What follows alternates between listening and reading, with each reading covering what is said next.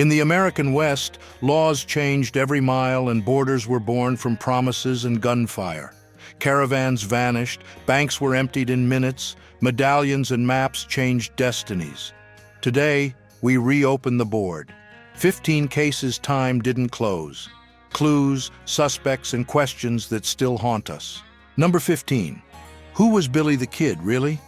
In the West, his name became shorthand for danger and escape. But behind the nickname was a boy with a name and a past, Henry McCarty, also known as William H. Bonney. Born in New York in 1859, he lost his mother young, drifted through boarding houses and odd jobs, and slipped into petty crimes. In New Mexico, the Lincoln County War pulled him into alliances and revenge. Quick on the draw, loyal to his crew, he became both a legend and a target. In 1881 in Fort Sumner, Sheriff Pat Garrett claimed to have killed him, and the official story closed the case. Except it didn't, not completely. Decades later, men came forward claiming to be the survivor. The loudest in 1950 was Brushy Bill Roberts, who asked for a pardon and was denied. Since then, messy records, missing pieces, and the lack of a confirmed body have kept another theory alive. Garrett might have staged the death. If there was a deal, who profited from the silence? Number 14. The hidden treasure of the Dalton gang. In the early 1890s, brothers Grat, Bob, and Emmett Dalton roamed Kansas, the Oklahoma Territory, and nearby states, robbing trains and banks. With every getaway, their fame grew. And so did the question, where did the money go? The key is in their method. They lived on the road, constantly changing horses, routes, and hideouts. Flashing marked bills would draw the law. Carrying everything at once was asking for an ambush. The most likely move was to stash parts of the loot in small hidden spots, discreet places marked by signs only the gang could read. Reports mention hiding places along trails in Kansas and Oklahoma. They used cheap containers, kerosene cans, ammo boxes, jars sealed with wax. No reliable maps ever surfaced. At best, there were coded notes now lost to time. The turning point came on October 5, 1892, in Coffeyville, Kansas. Trying to hit two banks at once, the Daltons faced armed townspeople. The gunfight took over Main Street. Grat and Bob were killed. Emmett, shot several times, was captured and later released years afterward. He talked about the past, but never revealed a location. Since then, treasure hunters have scoured hills with metal detectors and old records. Rumors keep coming up. Real finds, almost never. Still, the feeling remains. Maybe just a few steps from an old fence, a bag of coins is still waiting for someone willing to dig. Number 13. The Curse of Bodie. On the slopes of the Sierra Nevada in California, Bodie became a time capsule of the 19th century. Wooden streets, locked saloons, and a school left just as it was when the gold ran out and the town emptied. Records tell of peaks of wealth followed by fires and bankruptcies. Out of that came a rule, whispered more than spoken. Nothing leaves Bodie. Anyone who takes a nail, a stone, or a shard carries bad luck with it. Since the mid-20th century, rangers and curators have been getting packages in the mail. Inside, the souvenir. Alongside it, notes about being fired, accidents, illness, divorce, or debt. Many say things start to get better after sending the item back. Some claim the legend started as a clever trick to stop theft. Even so, the pattern stands out. Someone takes something, goes through a streak of bad luck, and rushes to the post office to undo the mistake. For skeptics, it's coincidence and selective memory. For those who study folklore, it's a simple way to protect what's left, and it works. Visitors walk between the old facades, listen to the wind, and face the same choice as before. Respect the town as it stands or test their luck. In Bodie, the silence doesn't ask for explanations. It just reminds you that some pacts without signs or laws still hold true. Number 12. The Legend of Jean-Baptiste. In the Utah Territory around the mid-19th century, an immigrant became a gravedigger in Salt Lake City. His name was Jean-Baptiste. By day, he seemed honest. By night, he dug up graves and took clothes and small belongings from the newly buried. In 1862, the scheme fell apart. The body of outlaw Maroney Clausen was found without its burial clothes. Police went to the gravedigger's house and discovered piles of funeral garments and personal items from many deceased. The city erupted in outrage. To prevent a lynching, the authorities chose isolation. They took Baptiste at night to the remote Fremont Island in the Great Salt Lake, leaving him there with water and flour to await trial. Weeks later, a strange scene was found. His shelter had been torn down and turned into reused lumber. On the ground were traces of tanned leather and animal bones. Of the prisoner, there was no sign. Theories followed. Did he build a raft and cross the lake, try to swim and drown, or did someone take him away to keep him quiet? With no final proof, only the legend remains. When the lake's water level drops, locals and curious visitors search the island, hoping to find the one clue that might finally tell how Jean-Baptiste's story ended. Number 11. They call it the curse of Slumac's gold. Around Pitt Lake in British Columbia for more than a century, stories have circulated about a gold mine no one's ever been able to find. Slumac, a man from the Cochise Nation, was hanged in 1891, convicted of killing Louis B. Before that, they say he wandered through valleys and ravines, bringing back gold and keeping silent. He never revealed the path. With his death, the trail turned into rumor. News spread from New Westminster to the Pitt River communities. Adventurers came. Dense forest, icy water, and treacherous ground crushed their plans. Still, the promise of a rich vein refused to fade. That's when the idea of a curse took hold. Anyone who tried to find the mine would pay a heavy price. Over the decades came expeditions, hurried letters, and stone carvings that could have meant anything. Some came back sick, others never came back at all. In the fog and the rain, every footprint became a clue. Sometimes a gold nugget or a story would resurface, and the fever would start again. Some say the mine is just a legend fueled by fear and greed. Others swear the gold is real, hidden in some forgotten tributary. If you were there, would you follow the sound of a strange creek? Or remember the stories along the shores of Pitt Lake and turn back? Number 10. The Lost Ship of the Desert.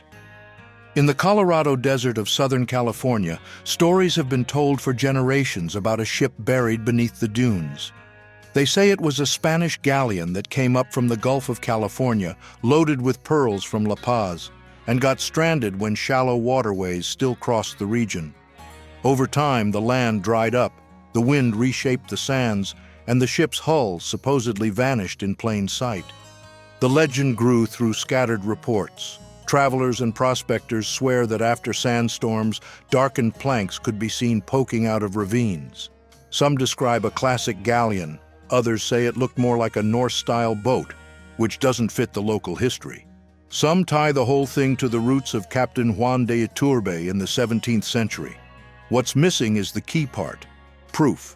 Searches have turned up no metal fittings, preserved wood, or credible documents.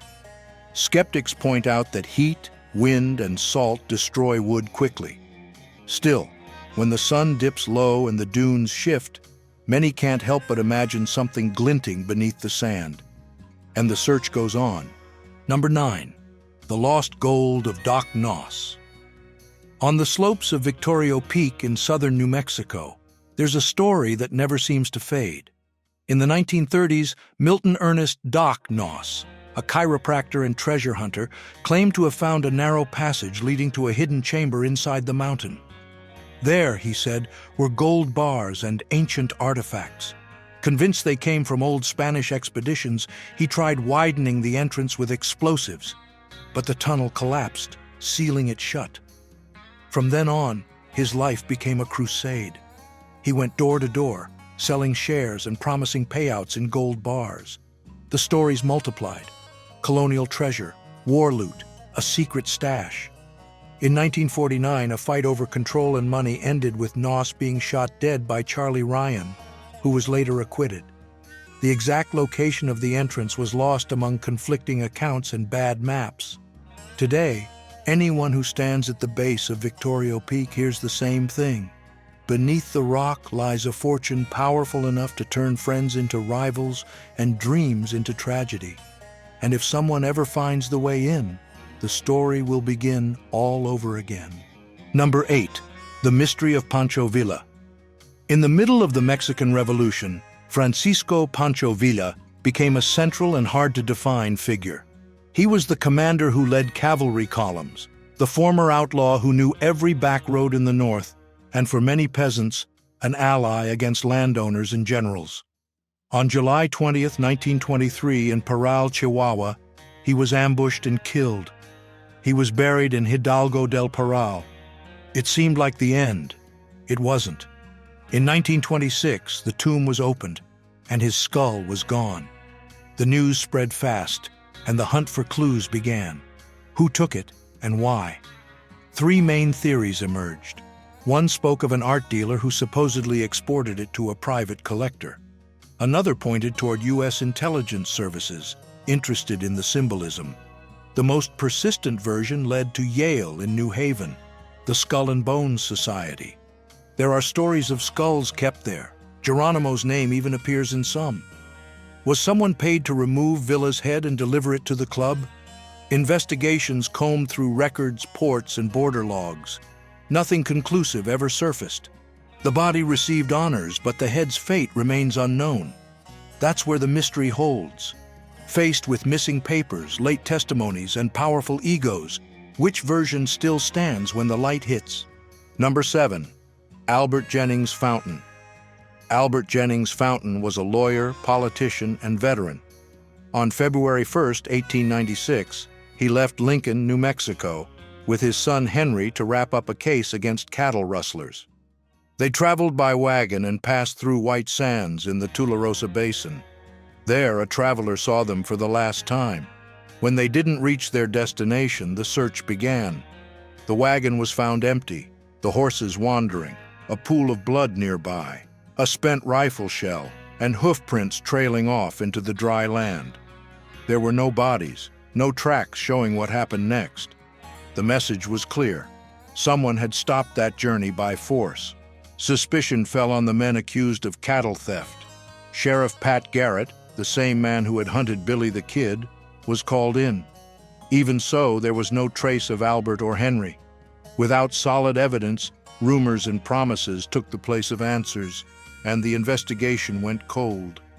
Since then, the case has lived on through theories. One says father and son were killed in revenge and buried in the desert. Another ties the disappearance to politics. Fountain had made enemies by crossing powerful interests. What's left is a void that spans generations. The clues are there, but the end of that road still isn't on the map. Number 6. Butch Cassidy and his most famous partner, the Sundance Kid, rose to fame just as the Old West was losing its frontiers. They came from the Wild Bunch, a gang that planned train and bank robberies using maps, informants, and quick horse swaps. When Pinkerton detectives and sheriffs tightened the net, the duo crossed the continent and vanished into South America. The trail ends in Bolivia, in the town of San Vicente. On November 7, 1908, local records mention a shootout and 2 bodies buried in haste. It seemed like the story was over, until the basics started missing. No solid photos, no fingerprints that matched for sure. That's when the legend took off. Reports began surfacing of sightings back in the U.S., from Texas to Wyoming, and whispered stories of a familiar face showing up at family gatherings. In 1934, a manuscript called Bandit Invincible, signed by William T. Phillips, fueled the debate by suggesting Cassidy and his partner escaped Bolivia and returned home. No one ever proved it either way. What's certain is that shaky records and conflicting memories keep the mystery alive, and every new clue redraws the map. Number 5. Pearl Hart. In the Old West, a Canadian-born woman named Pearl Taylor, born in 1871, decided to go off script. She headed to Arizona, took odd jobs, and got close to the rough side of mining towns and saloons. In 1899, with her partner Joe Boot, she cut her hair short, dressed like a man, and picked the road between Globe and Florence for their plan. In Cane Springs Canyon, they stopped a stagecoach, took about $431, and gave each passenger $1 back, a gesture that made headlines across the country. The getaway didn't last long. The sheriff caught up with them. The trial became a spectacle. At first, she was acquitted. Later, federal charges for interfering with the mail landed her a 5-year sentence at the Yuma Territorial Prison. After 18 months, Governor Alexander O. Bodie granted her a pardon, officially because the prison wasn't equipped for women, unofficially because of rumors she was pregnant. Boot got 30 years, became a trustee, and escaped during outside work detail. Once free, Pearl tried to live off her fame. She reenacted the robbery, joined Wild West shows, and may have even performed with Buffalo Bill's troupe. After that, her trail went cold. A cigar shop in Kansas City, rumors in Arizona, maybe Mexico. In the end, what remains is the spark she left in the dust. Who gets to make the rules? Number 4. In the Superstition Mountains of Arizona, a story has refused to die since the late 19th century.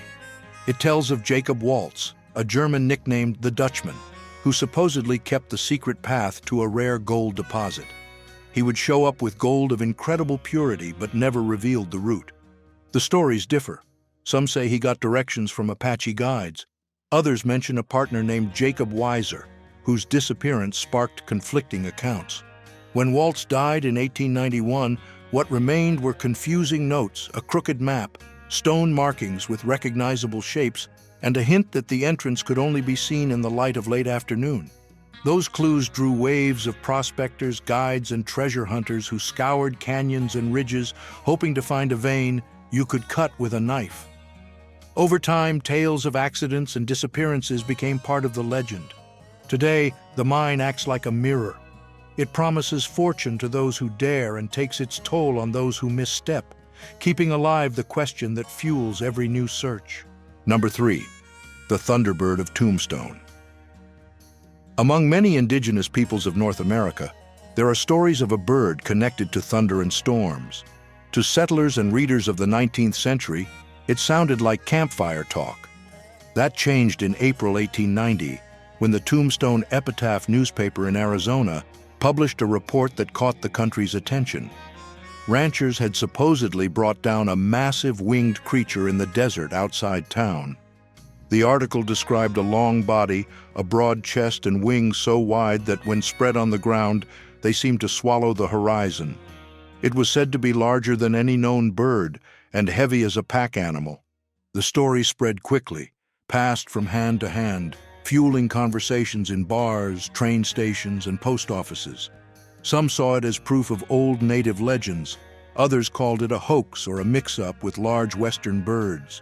Over time, more sightings popped up around the region, all with the same pattern. Something dark and silent crossing desert valleys, gliding as if untouched by the wind. But the basics were missing. No physical evidence, no feathers kept, no bones cataloged, no record solid enough to settle the matter. Some said it was a condor.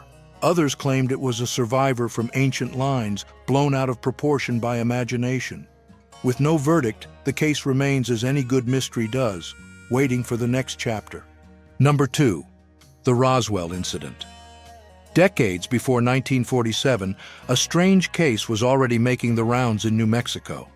In 1878, in what's now Roosevelt County, a rancher named John Martin was found dead under mysterious circumstances. The injuries didn't match an animal attack, a bar fight, or a fall from his horse.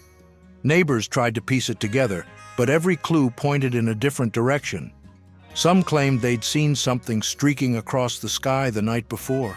Others blamed it on revenge, a hired gun, or just bad luck in the Wild West. No proof ever turned up. Since then, the story's been passed around. For some, it's a prologue to Roswell. For others, just a coincidence. With no evidence, the question still hangs in the air. And it's from that gap that new versions keep being born, keeping curiosity hooked on the mystery. Number 1. The Mystery of Cochise. Cochise, chief of the Chokonen, one of the Chiricahua Apache groups, became a key figure of the Old West. Between 1849 and 1886, during the Apache Wars that swept across the American Southwest, he ruled both land and people, choosing when to fight and when to negotiate. His goal was to preserve his community's autonomy under pressure from soldiers, settlers, and stagecoach routes. In 1874, already ill, Cochise died of natural causes. That's where the mystery begins. Where was he buried? The most accepted account says his body was taken to the Dragoon Mountains in southeastern Arizona, a region well known to the Chiricahua. A small group carried the coffin to a hidden crevice. Among them was Tom Jeffords, an ally and go-between for the Apache and U.S. authorities. The secrecy was intentional. There was fear of grave robbers and curiosity seekers. Over the years, searches, makeshift maps, and claims of rock markings came and went. Nothing conclusive. The desert silence became part of the answer. The lost location protects what Cochise fought for in life, the right of a people to decide how they honor their memory and their dead. That's why the mystery endures. It's not just a hidden place, but a pact that's lasted through generations.